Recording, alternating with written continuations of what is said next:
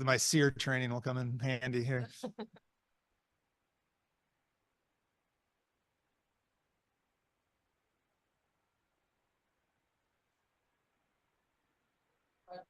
Dennis lost last year in the final of the PFL championship. When preparing for your fight, do you go back and look at those losses and maybe take advantage of those weaknesses, or maybe stay with the final advantage? Nah, not really. I don't think Dennis really has that many weaknesses, to be honest. He has tendencies, kind of ironed out, what he does most, what he does best. That's kind of tough because he does a lot of things very well.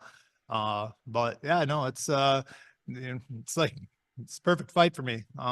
He's extremely technical, extremely dangerous. I'm get to go out there and be who I am, and that's wild, not technical. It is what it is. Just heard talk about kind of like the back, back. What would it mean to you to kind of get back I mean, that'd be the great end goal. Me and Linton in the finals, we both took gotta both have quite a story of reaching that if we accomplish it. And I don't have any problems with any of my competitors at all. Everyone's very respectful. And Popov too. I haven't, I just met him at the Connecticut for the first time. Very respectful. Stands up, shakes my hand every time I see him. I know Dennis I know Dennis well enough. I know his cornerman very well. Misha, me and Misha are good friends. Misha actually helped me move. So, and then seeing Linton around for all the years in Bellator now here, and we competed against each other. It was business, and as you can tell, with no animosity, it is as it is. It's just business. So, I just hope everyone, as cliche as it's going to be, everyone's able to perform well and come out the backside of their fights healthy enough to put in a good camp for the finals. A lot of people have been making kind of experience.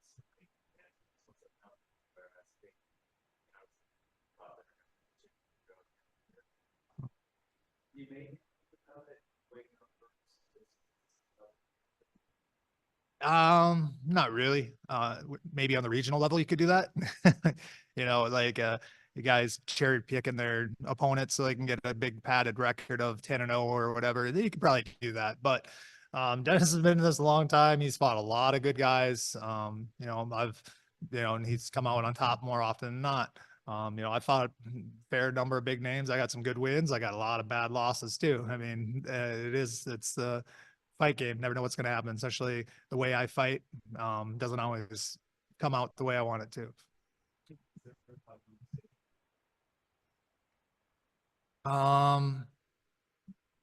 Maybe a couple of them, just put them all together. Probably don't fight injured. I had a couple bad losses that I shouldn't have even been in the fight. And yeah, I trust my hands. I think I lost a couple fights because I relied too much on wrestling in my early career. Yeah, we can't get too far without talking about that one. Yeah, no, that's a 1 in a zillion odds right there. I don't think you'll ever see something like that again. Nothing. I was like, oh man, how bad am I hurt? I didn't even know I hit him until afterwards. Like even, I was unaware even after the restart that I just dropped him. So yeah, I didn't find out until after the fight that I was that close to a win. So I personally think after seeing it that I should have got double win bonuses. I won twice. Like,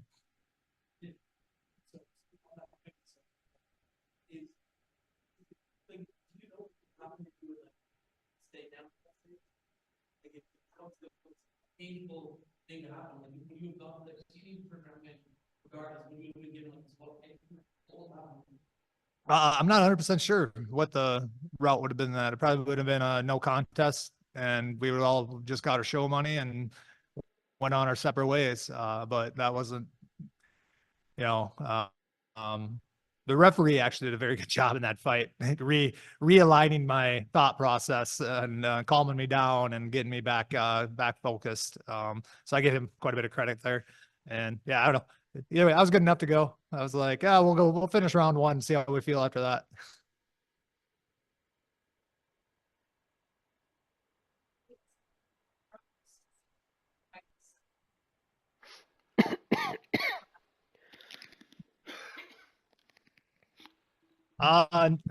My early career, my fighting style was let's just push him up against the fence and try to hold him there. If I take him down, just hold him there and try to wear him out and kind of grind out a decision win. That's because the first 3/4 of my career, I didn't even know how to throw a punch. I just relied strictly on wrestling and some ground and pound. So I wasn't comfortable on my feet. It wasn't until a couple fights in the Bellator there that I really got comfortable standing on my feet and striking. And unfortunately, I reached that game a little late. So I still have some bad habits, but my willingness to what's the you gotta to win money, you gotta bet big money. That's the same thing. If I want to try to go for knockout shots, so I'm going to be more susceptible to eating some myself. And that I'm fine with that because it is more entertaining. And I don't like doing those long fights anymore. Experience on all the biggest stages in sport. How does being UFC, being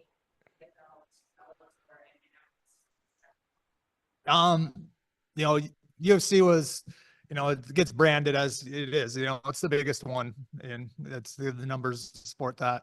But I think people sometimes get a little wrapped up in that.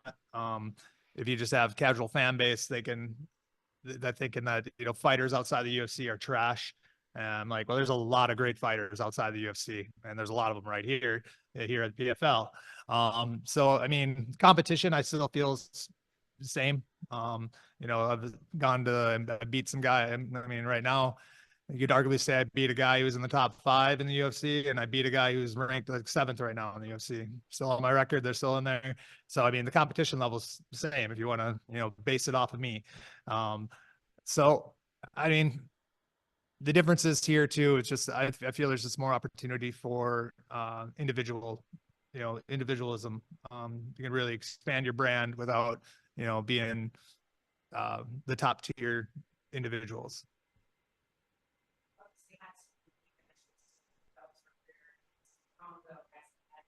Are you a fan of the fact that you get to have Yeah, I mean, the tournament structure definitely shows you how close fighters are. Just because a fighter wins wins against a guy one time doesn't mean he's going to win against him twice. It's not a end all be all. And Linton and Moldavsky are proof of that. All their last fight went to a decision, and it was split. I think it was split if I remember right. And then the fight prior to that, Linton won by KO, and the fight prior to that when they were at 205, or was that a heavy? Was that still the first heavyweight? When he bumped up when he fought Moldavsky, that was another decision that went just so close. The the room for error is very minimal, and it's proven with all the rematches.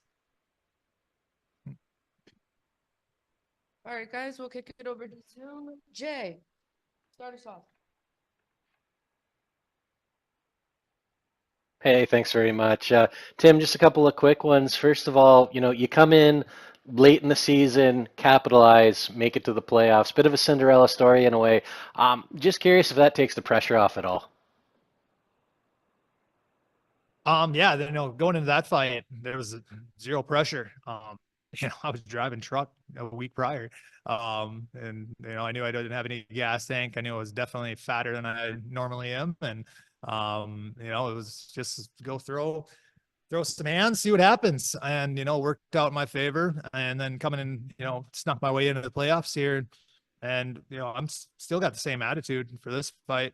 Obviously there's a lot on the line, but I'm not even thinking about the finals fight because I got Dennis in front of me, and and no one's expecting me to win. I'm not supposed to be here. Got everyone. I think I'm a 4-1 underdog, and there's zero pressure on me to perform. All the pressure's on Dennis. So yeah, this is gonna be a fun fight for me because no one's expecting nothing. And I spoke to Dennis earlier, and he said you guys have a lot in common. He sees you as a hard worker, a family man, always lots to talk about with you. I'm just curious because you touched on this and you said there's no animosity between you. Would you prefer to have a little animosity? Do you fight better when you're fired up a little, or does it matter? No, I don't. I mean, I don't think I've had too many opponents in my career that I didn't, have a, level of respect or common courtesy to. But there's definitely a lot of guys that I generally like outside of, the fighting, outside of the cage. Dennis is one of them. Like you said, I have nothing but respect for him. He's a hardworking guy. He's got good core values, and I'd rather fight a guy like that than some, dirtbag, to be quite honest. Because I don't think people that are like, I don't think, how can I word this? People that aren't respectful back towards you, I don't think they deserve a light shine shown upon them. So I prefer fighting guys that I respect and respect me. Fair enough. Best of luck in the fight. Yeah, thank you. Mike, Tim, you kind of just mentioned it, so I got to follow up. Have you looked at the betting lines for this fight? Because I know you like upsetting the bettors. Yeah, I have. I think I was I think I'm a 4-1, but I opened as almost a 4-1. I was actually kind of surprised to see that. I was expecting, me and a bunch of my friends who are expecting to be about 6-1 underdog. So I mean, maybe someone thinks I have a chance. I don't know. You kind of spoke about how PFL allows fighters more individualism and they can just focus on the task at hand. As someone who's been through so many promotions, how kind of relieving and comforting is it to see a promotion that just says, hey, you go fight, we'll take care of the rest? Yeah, it's extremely, I mean, weight off the shoulders. My Instagram page has never been as full as it is right now. Which anyone who knows me, I'm not very tech savvy. I'm not really all about the social media life, but PFL here kind of takes me by the hand and leads the way for me. So I don't have to really worry about that too much. Thank you for the time. Marty. Right, Tim, just a couple from me.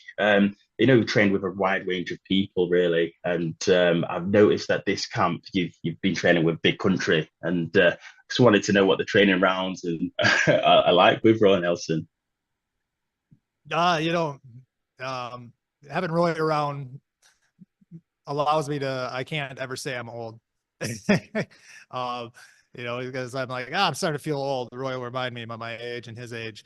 But yeah, I know Royce, when I was out in Vegas, would come in, get a couple of rounds, and he reminded me that he still has overhand right, and I'm wearing it right now on my eye.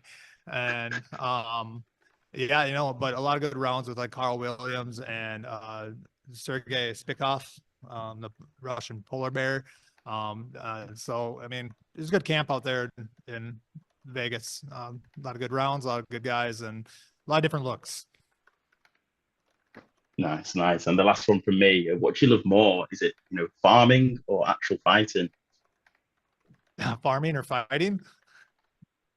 Yeah, yeah. Man,